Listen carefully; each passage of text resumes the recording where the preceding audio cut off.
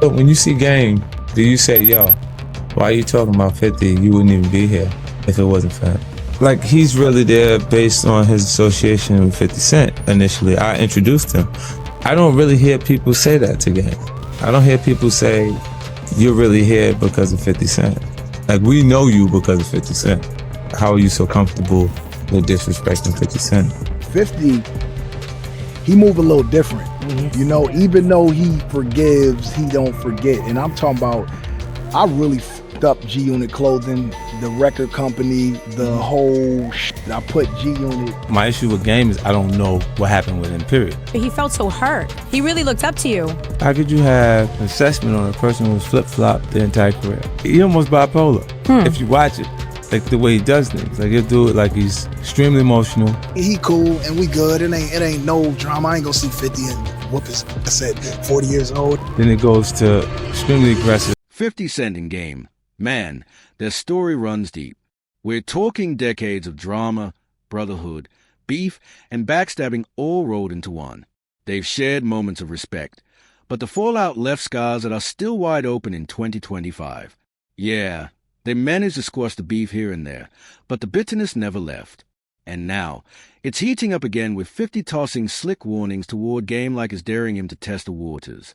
So the real question is, what is 50 threatening to expose this time? To understand that, we got to rewind back to 2022. That Super Bowl halftime show wasn't just a performance, it was a cultural explosion. Dre, Snoop, Eminem, Mary J. Blige, and even 50 Cent shut the stage down like it was hip-hop's grand victory lap. Fans went crazy online, hyping it up as one of the greatest halftime shows of all time. But while the world celebrated, Game wasn't clapping. He was fuming. See, Game felt completely disrespected, especially with a show happening in his own backyard, Los Angeles. He believed it was a platform that should have highlighted him, one of the biggest West Coast heavyweights. But instead, the spotlight went outsiders. 50 Cent from New York, Mary J. Blige also from New York, and Eminem repping Detroit. To Game, it felt less like a celebration and more like a slap in the face. He didn't hold back either. Game went public, blasting the NFL and even Dre, claiming they chose safe artists who wouldn't shake the table. According to him, it wasn't about skill or impact. We on the West Coast are the only that have this crab in the barrel mentality where we want to keep down or don't do things based on what somebody else might think it looks like. LA, all around the Super Bowl, and I don't get the call. So how did you feel? I was hurt by that. Thank you. And 50 is not a better writer than me, not a better lyricist. You know what I'm saying? Better with melodies, hooks, that's his thing. I give him that. I'm not gonna take nothing away from nobody that's good at what they're good at, but as far as like lyricism, he can't be on that level. It was about politics. Game has never been one to play by the rules or tone it down, and he made damn sure everyone knew how angry he was about being sidelined. That anger, that resentment, it never really left. And Game wasn't the only one side-eyeing the situation. Fans and insiders immediately started questioning why he was left out. King Trell was one of the first to put it on blast, saying it made no sense for an LA legend like Game to get sidelined in his own city. Trell even dropped a bold post. FYI, Los Angeles Confidential should have been on that stage at the Super Bowl. I'll be the first to say it. And the moment Game reposted it with a caption, "Brazy for real to be 100 with you," fans knew this wasn't just business, it was personal. The truth is, the mastermind behind that lineup was Dr. Dre.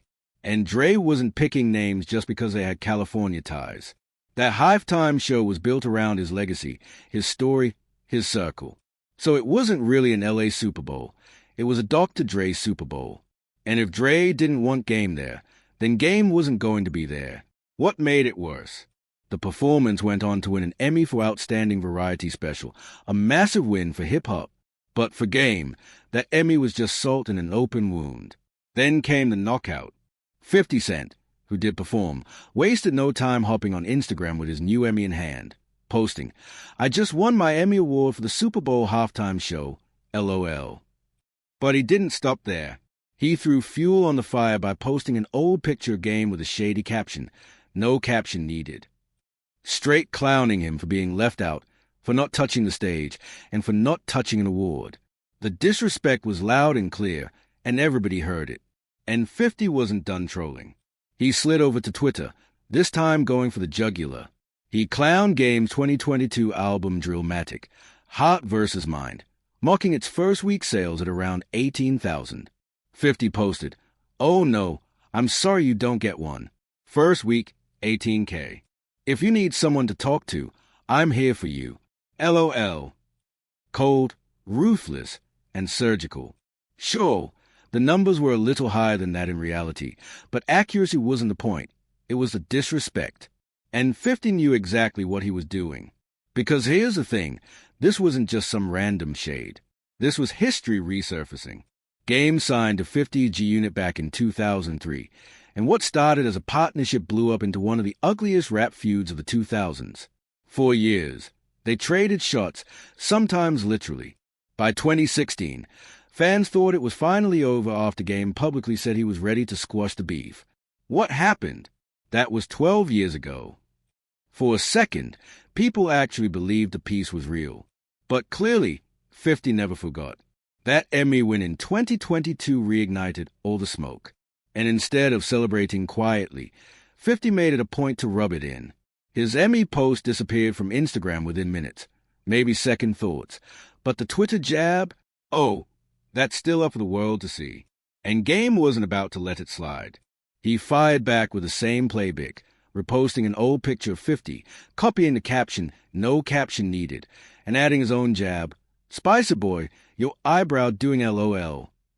Petty, messy, and hilarious all in one. But Game didn't stop at memes. He went straight for the jugular, dragging 50's family into it. He told him online, "Text your oldest son. Tell him you love him. Bro, I don't respect no dude on earth who treat his own child like an op. You being a clown at this point." That line hit different. It wasn't about music anymore. It was personal. Still, not everyone was impressed. Some fans thought Game was reaching, desperate even, since his numbers had been slipping for years. Remember, this is the same Game who hyped Drillmatic as an album of the year and promised it was his best work ever. He even dropped a 10-minute diss track aimed at Dre, 50, and Eminem. At that point, fans started connecting the dots. Game seemed to be stirring the pot any way he could, just to stay relevant. One fan even commented, "Funny how years ago, people swore Game was the next big thing just cause he came at 50 and G-Unit so hard. Now look, over a decade later, he's doing anything to stay in the headlines. 1 minute praising 50, the next crying about the Super Bowl. Just LS on LS." Another fan summed it up perfectly. "The sad part is Game had the talent, but now it's all these antics dragging his name down. Shake my head." But instead of pulling back, Game went harder. The online jabs turned into real-world shots when he stepped on stage at a packed LA club. Years ago, he told crowds he was ready to bury the hatchet with 50. This time, though, he flipped the script, shouting to the audience, "It's going down. I still don't mess with 50. In that moment, the beef wasn't subtle anymore. It was war right in front of the fans. The wildest part? This feud isn't new. It's one of the longest-running storylines in hip-hop, stretching over 2 decades and still sparking in 2025. It all started in 2003 when Game joined G-Unit. At first, it looked like a dream link-up, 50 ruling the charts, Game rising as a West Coast powerhouse. But tension was brewing behind the scenes almost immediately. By 2005, it blew up completely. Game was kicked out of G-Unit, and what followed was straight chaos. Diss tracks dropped nonstop. Fans still remember the infamous G-Unit campaign where Game turned his beef into a full-blown movement with shirts, billboards, and street buzz. On the flip side, 50 kept throwing shots, mocking Game's career and loyalty every chance he got. And it wasn't just music. Fights between their entourages broke out from New York to Los Angeles. Every few years the heat cooled, but it never stayed cold.